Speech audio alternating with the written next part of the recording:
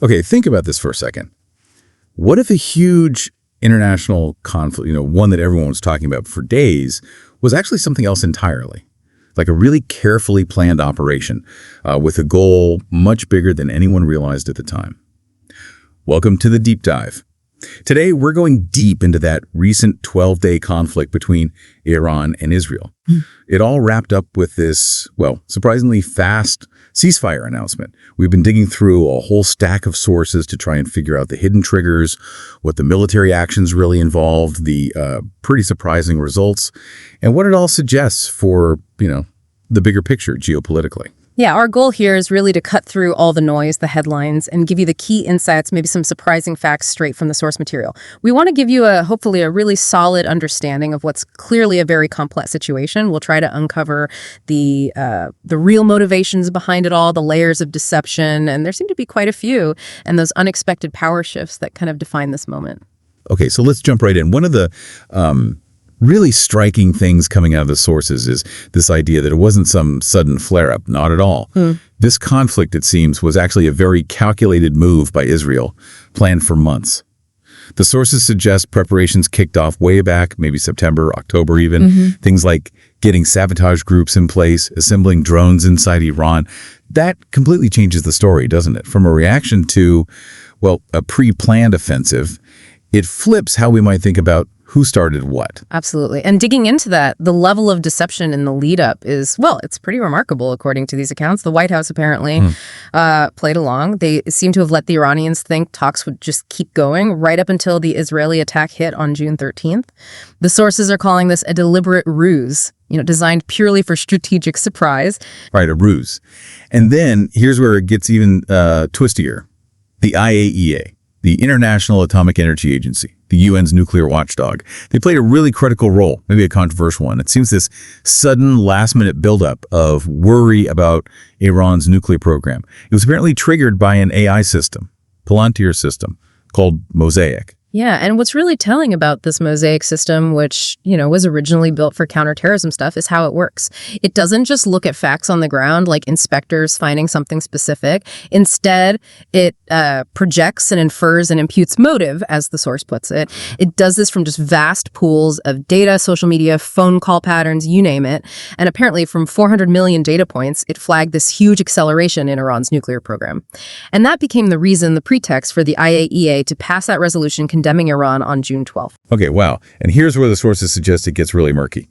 They allege that a lot of this AI data was being fed from GSI, that's an intelligence consulting firm, straight to Israeli Mossad officials. Yep. Which implies the whole pretext might have been, and I'm quoting here, managed. So the big question then is, how much did the Trump administration know? Was this managed pretext something they were aware of? Exactly. The sources we looked at suggest Trump and his team might have just been, suckered in is the term used. Suckered in by this slick AI presentation. Apparently they dismissed other intel reports. There's mention of one from Tulsi Gabbard that were, evidence-based, and found zero actual proof of acceleration or any change in Iran's official stance, their fatwa, against nuclear weapons. It paints a picture of a very carefully built illusion. So you have this elaborate buildup, this alleged deception, the AI pretext. Yeah. What was the actual goal then when Israel launched the attack on June 13th? What were they trying to achieve? Well, according to the material, it was a pretty ambitious plan. A complex, multi-pronged operation aimed squarely at provoking state collapse in Iran. The strategy apparently involved decapitation strikes, things like targeting senior military commanders during a naval exercise they had announced, and also assassinating Iranian scientists right in their homes. Wow. And alongside that, they aimed to disable air defenses, uses electronic warfare, maybe cyber attacks to knock out systems in central and western Iran, particularly near the borders with Syria and Iraq, the Histan region. That's a strategically vital area for Iran. So the idea was just paralysis, demoralization, believing Iran would just, crumble? Pretty much. The sources say the expectation was that Iran would collapse like a house of cards, maybe even on day one. They seem to anticipate a color revolution scenario, with groups already inside Iran ready to start car bombings, disrupt things. They genuinely thought they'd get complete surrender. But that's not what happened. Not at all. Here's the key pivot point, according to these sources. Iran did just the opposite. It bounced back and fast. Air defenses were apparently restored within about 8 hours. They repaired damage, appointed new military leaders very quickly. So instead of collapsing, Iran shifted pretty smoothly towards a direct military confrontation with Israel. A huge miscalculation, it seems. And we also learned, didn't we, that most of the Israeli attacks weren't actually planes over Iran. That's right. The sources indicate they were mostly standoff attacks, using rockets like the Sparrow missile. Parts were found later in Iraq and Syria, which again feeds into this idea that claims of Iran being totally defenseless might have been another layer of, well, deception aimed at the public. Okay, so the first big push, the state collapse strategy, it fails.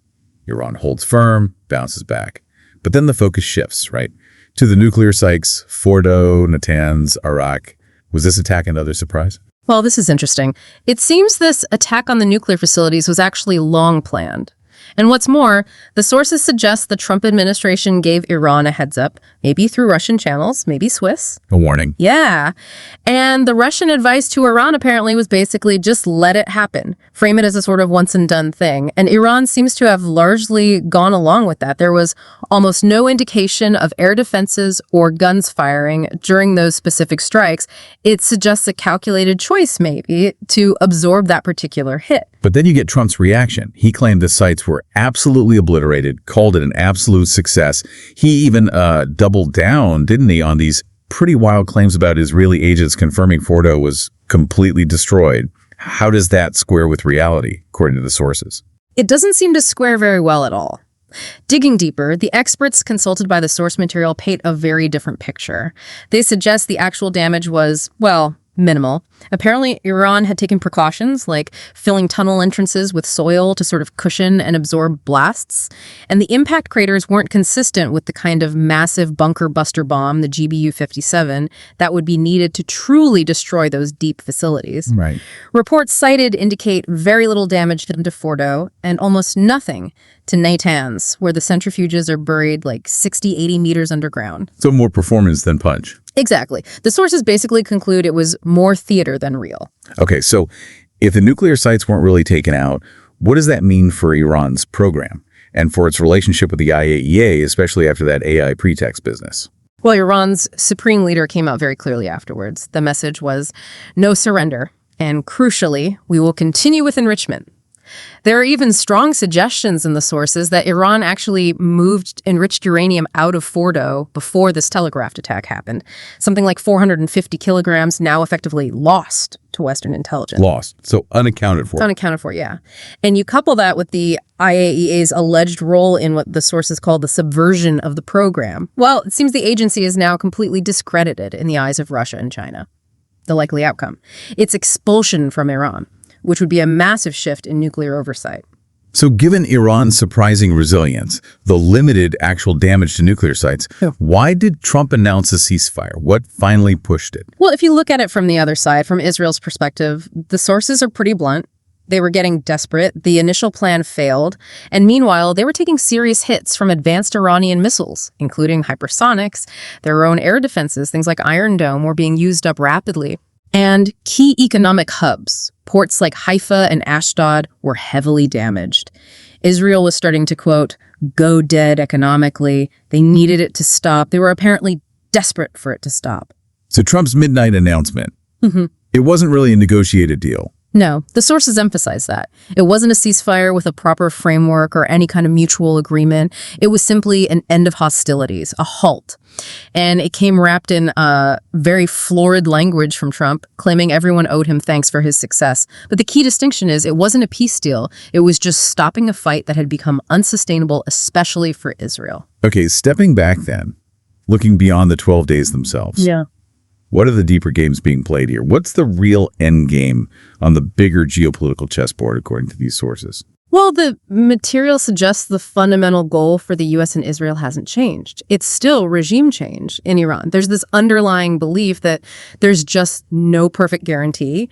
Iran won't eventually build a weapon. So the only way they see to eliminate that perceived threat entirely is to install, pro-Western puppet government. Which means this pause, this end of hostilities. It doesn't mean the core issue has gone away. It's likely just a lull in a much longer strategic contest. And for Iran, despite being attacked, the sources suggest this was, in some ways, a win.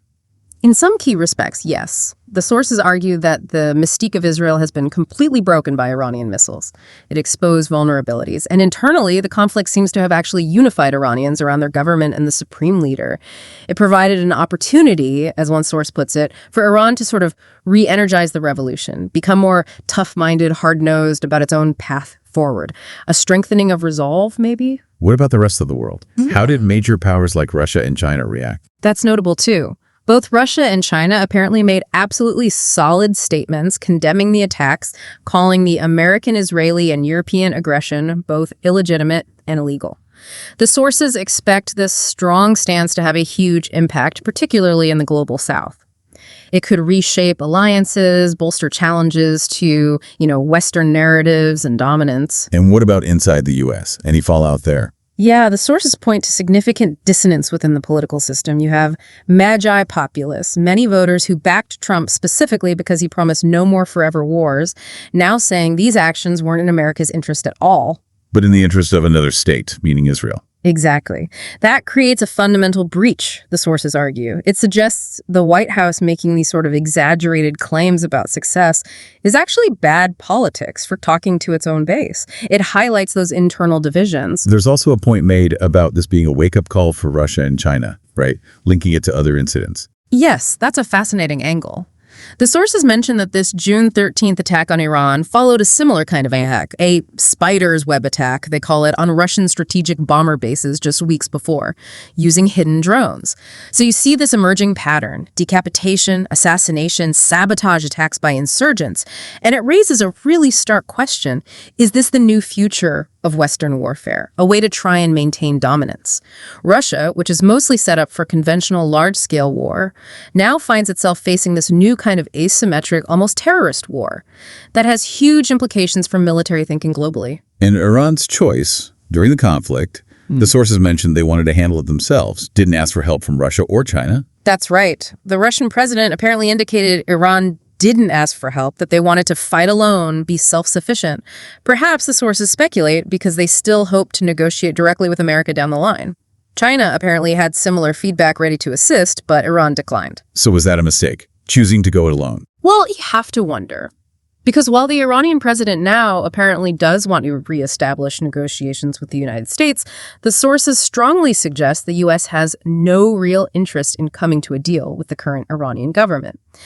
A close Trump associate, someone named Widoff, is cited outlining a vision for the future. The whole Middle East normalizes with Israel, fine, but only if Iran itself and its support for groups labeled terrorist organizations are completely eliminated, and absolutely no enrichment allowed for Iran. That sounds incredibly one-sided. Extremely. It implies a very unbalanced ceasefire, where Israel basically keeps the right to strike Iran whenever it wants, while Iran is expected to stick to strict limits. It really signals that those fundamental tensions, those core objectives, they haven't been resolved at all. So as we wrap up this deep dive, it's just incredibly clear, isn't it? What looked like a straightforward, if intense, 12-day conflict was.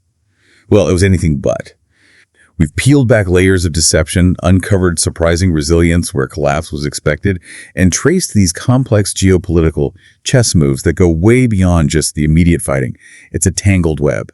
Yeah, what really comes through from the sources is how much of this seems to have been, in many ways, a kind of calculated theater, a performance designed to push towards specific long-term strategic aims.